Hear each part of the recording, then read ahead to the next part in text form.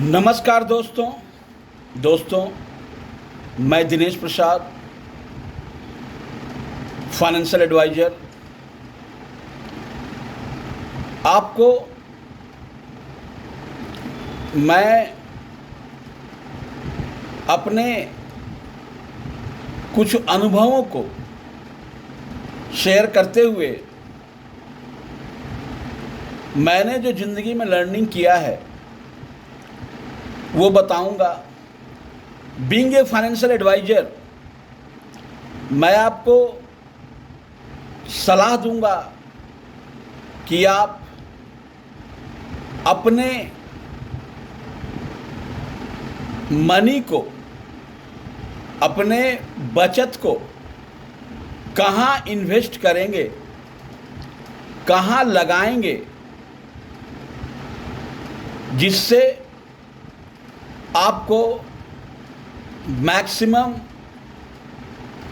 Return प्राप्त हो सके।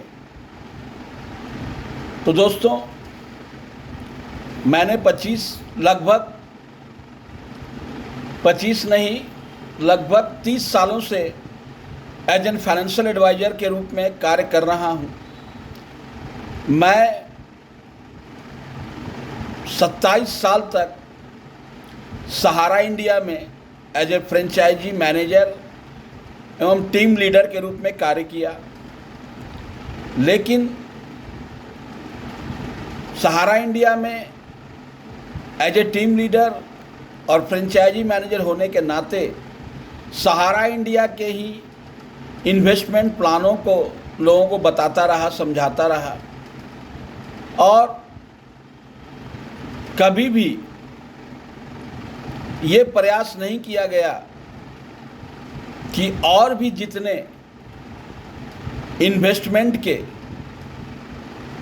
जरिए हैं जहां से लोगों को ज़्यादा से ज़्यादा रिटर्न प्राप्त हो सके, उस पर कभी भी मैंने फोकस नहीं किया। ये मेरी बहुत बड़ी भूल थी। सहारा इंडिया और सेबी के विवादों के कारण एक लंबा कैरियर का अंत हो गया। उसके बाद 2021 में मैंने सहारा इंडिया से रेजिग्नेशन देने के बाद बहुत सारे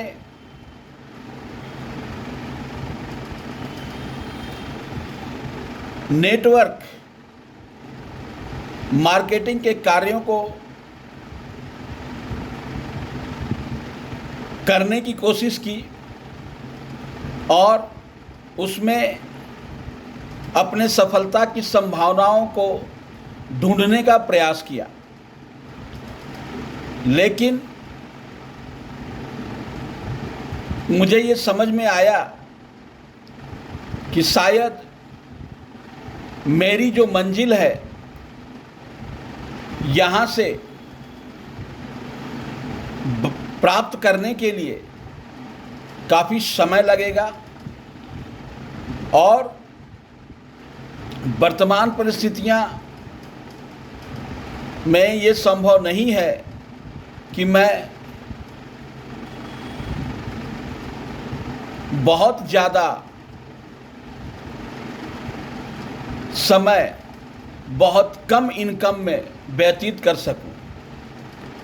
उसके बाद मैंने पुनः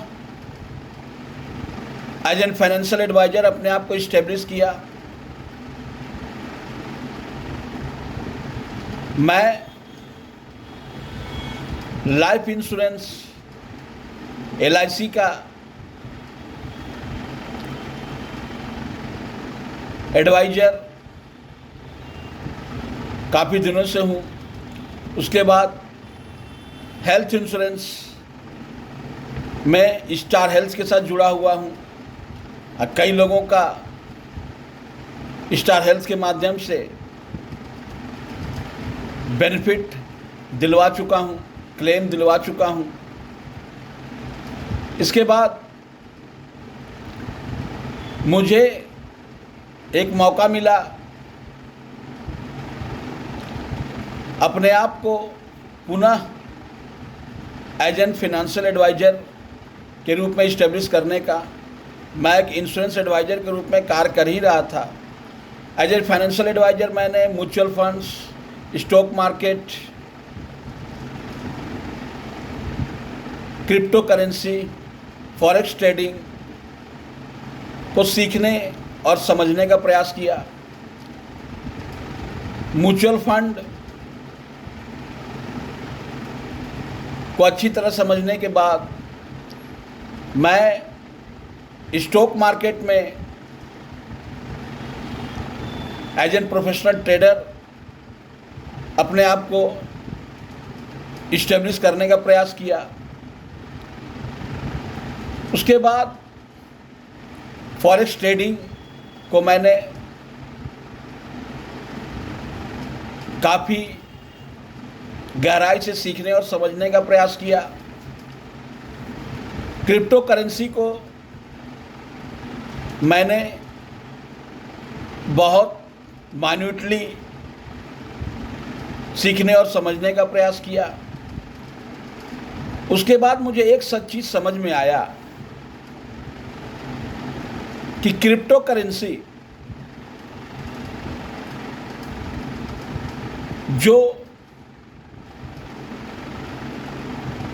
जिसकी जन्मदाता बिटकॉइन है, बिटकॉइन ने जो रेवोल्यूशन लाया टेक्नोलॉजी के क्षेत्र में, डिसेंट्रलाइजेशन के क्षेत्र में, और जब मैंने क्रिप्टो करेंसी को बहुत गहराई से समझा तो मुझे एक बात समझ में आ गई कि आज जो क्रिप्टो करेंसी को अच्छी तरह से,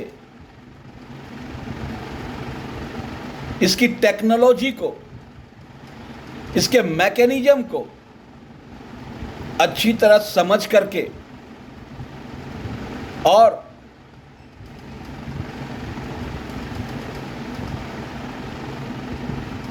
बिटकॉइन, इथेरियम, गाला जैसे प्रोजेक्ट हमारे हाथों से छूट गए, हमारे लिए वो बहुत बड़ा एक मिसिंग अपॉर्चुनिटी था। लेकिन उसके बाद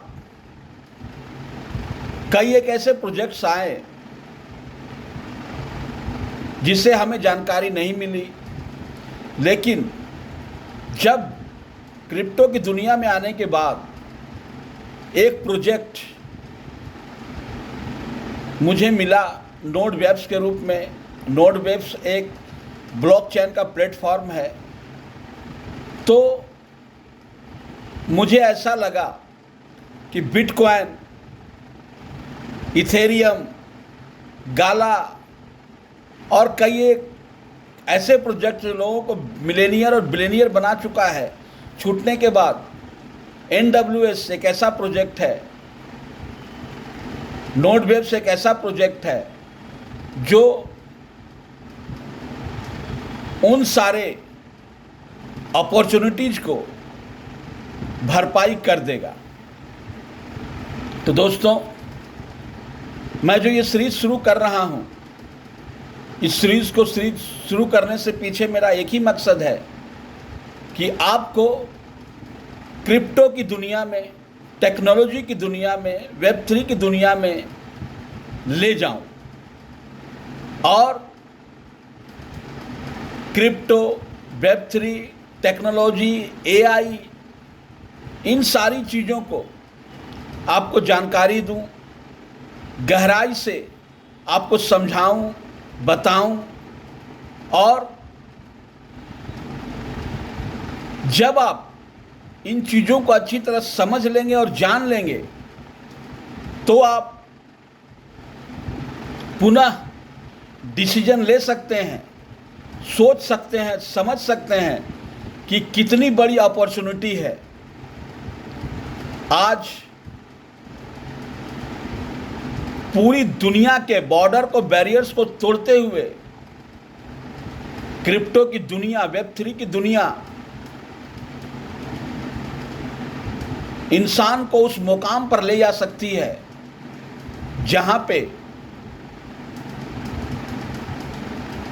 वो जाकर अपने सारे सपनों को, अपनी सारी जिम्मेदारियों को पूरा कर सकता है। तो दोस्तों, तो चलिए नेक्स्ट एपिसोड में हम आपको स्टेप टू स्टेप क्रिप्टो की दुनिया में, वेब3 की दुनिया में, एआई की दुनिया में, टेक्नोलॉजी की दुनिया में ले जाएंगे और वहाँ पे आप समझ पाएंगे कि हम अपने इन्वेस्टमेंट को क्या रिटर्न दे सकते हैं जो कल्पना से परे है। अपने नेटवर्थ को, अपने असेट्स वैल्यू को हम कितना बढ़ा सकते हैं। तो दोस्तों, मैं आज का ये